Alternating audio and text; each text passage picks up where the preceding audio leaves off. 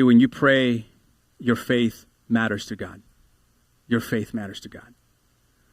In verse 19, it says, that evening Jesus and the disciples left the city. The next morning, as they passed by the fig tree he had cursed, the disciples noticed it had withered from the roots up. Peter remembered what Jesus had said to the tree on the previous day and exclaimed, look, Rabbi, the fig tree you cursed has withered and died.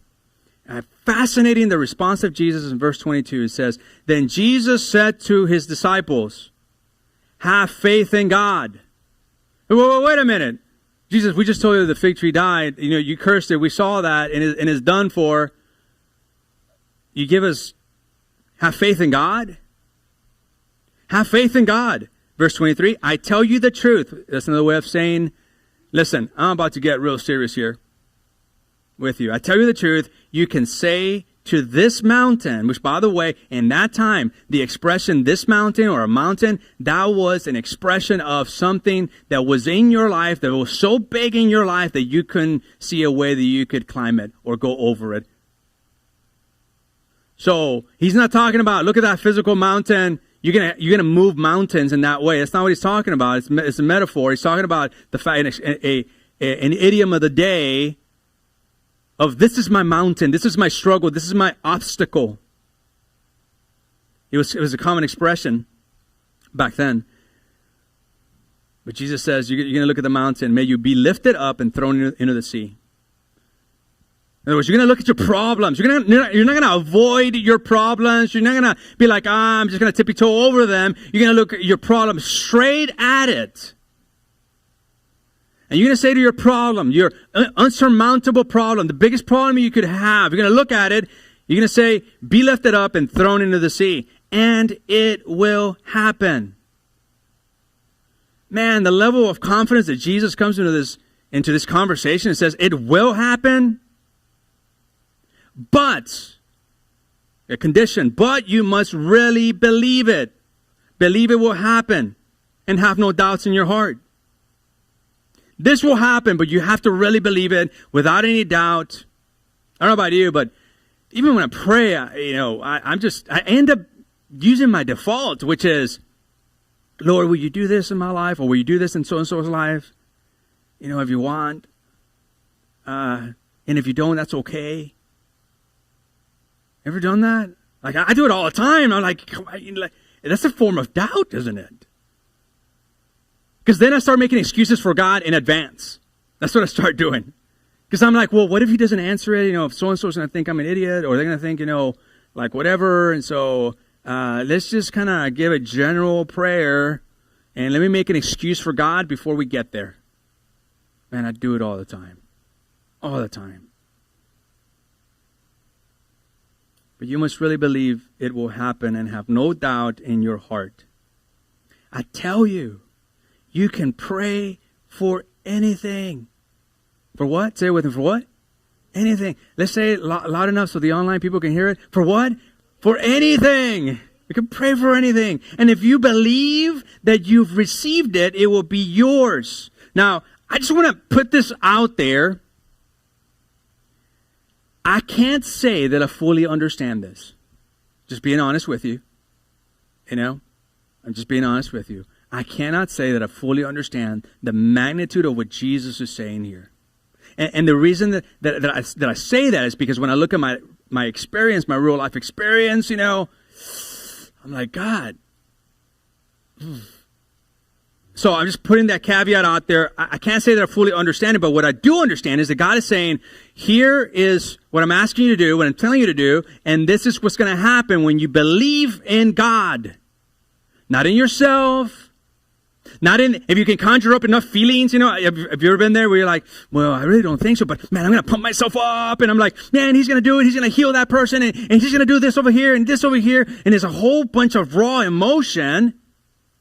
It's almost like we're believing our emotion versus believing the God. Have you ever been there? Ever seen people do that?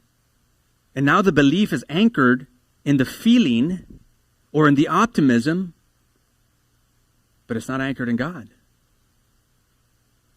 God says, believe in me. Believe in God. Not your emotion. Not the circumstance. Not what other people tell you is going to happen in that situation.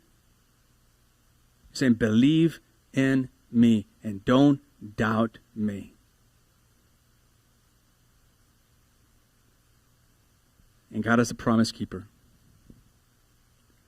Does he want you to have a great marriage for those of you who are married?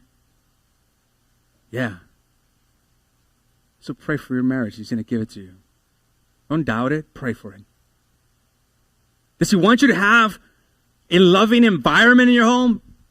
Of course. Because that's the fountain that we have. We're influenced by the Holy Spirit, and this fountain just should emanate love. And so he wants you to have love expressed. And so you think he's going to answer your prayer when you ask, Lord, help me be a more loving person? Absolutely. Help me be a more patient person. I gotta wait on that one, because when you pray, let me be more patient, like it seems like he gives you a lot of opportunities. So that's one that I sparingly, very rarely use, But, does he want you to have more patience? Absolutely. Does he want you to have self-control? Without a doubt. Does he want you to be more like Jesus? Oh, you betcha. Let's pray for those things. Believe in those things, and those things will happen. I love what Worsby's famous commentator said this. He said, nor should we interpret Mark 11:24 to mean, if you pray hard enough and really believe, God is obligated to answer your prayer no matter what you ask. In other words, God is not obligated to answer your prayer no matter what the prayer is. Oh, God, I want to answer, let me get the lottery. I swear, pinky swear that, I'm going to help a lot of poor people. You can believe all you want to believe on that. But if that's not a promise God gave you, it ain't going to happen. And then he continues, and he says, not only is he not obligated for whatever prayer you ask, that kind of faith is not faith in God. Rather, it is nothing but faith in faith, or faith in feelings. Man, we see that so much played in our culture. The power of prayer. Ain't no power in prayer. Power is in the God that answers the prayer. Since when did it become a magic formula that we use and we tell each other? I see it all the time. I hear it all the time. I'm guilty of it myself. Oh man, there's power in prayer. Oh yeah, the atheist saying that? Really, is there power in prayer? There's power in the God that answers the prayer. That's where the power is. That's where the power is. And we must believe in God. The thing about faith is that you must believe God before you see the answer to prayer. And that's hard, isn't it? In other words, when you ask God for something, you should begin to act like God is already answering that prayer. Man, you feel like, God has promised me, like I'm going to get better. I'm going to be well. He's going to miraculously show in my life. I just know it. I don't know how I know it, but God has shown me that. Well, guess what? Go to the doctor, get checked up, do all those things as well. Be prudent in faith. That's faith in action, because he might do it through doctors, by the way.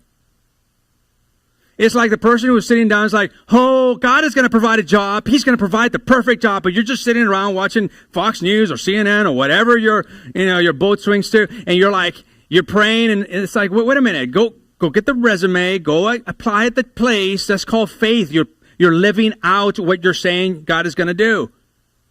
You don't just sit still. You pray, you do. Faith is action. Faith is not a feeling, it's action. It is action. It's action steps.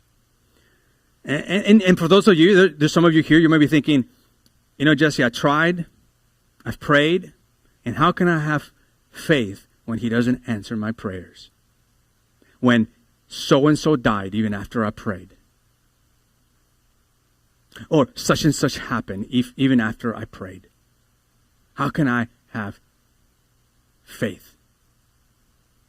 Listen, God always answers prayer. And while we may think that the best outcome is fill in the blank, the better outcome you and I may not even see until we die. And we're like, whoa, that's why God did it. No, it wasn't a tragedy.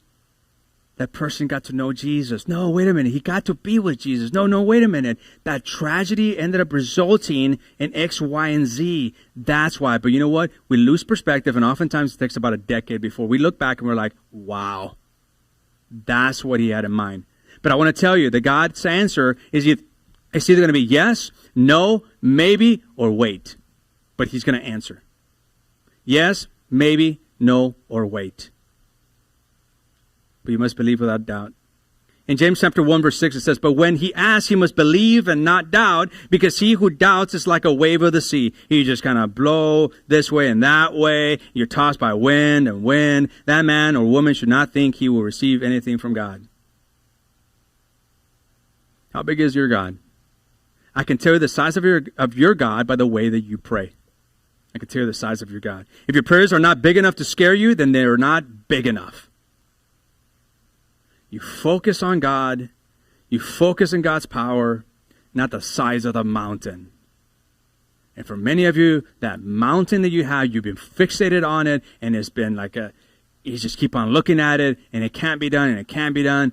Just quiet your mind and look at the God who is the God of the impossible.